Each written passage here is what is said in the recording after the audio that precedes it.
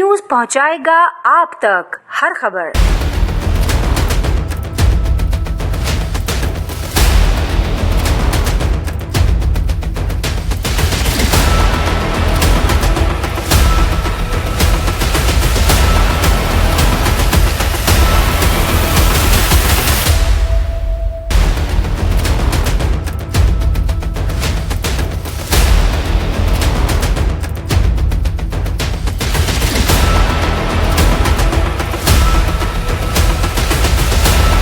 खुदावंद का बेहद शुक्रगुजार हूँ कि जो मुझे और मिस्टर सलीम माइकल एडवोकेट को इस्तेमाल कर रहा है कि हम अदारों की तामीर और तरक्की के लिए गवर्नमेंट के मुख्तलिफ अदारों में जाते हैं और बातचीत करते हैं, और हमारी बात को मान लिया गया।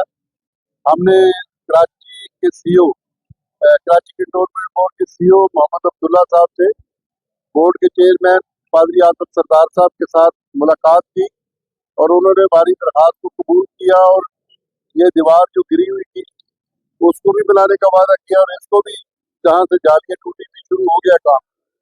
और बोर्ड कराची बोर्ड जो कराची क्रिश्चियन सिमेट्री बोर्ड जो कब्रिस्तान को चला रहा है, जिन हालात से गुजर रहा है, बहुत सारे कराची के लोग उससे वाकिफ हैं।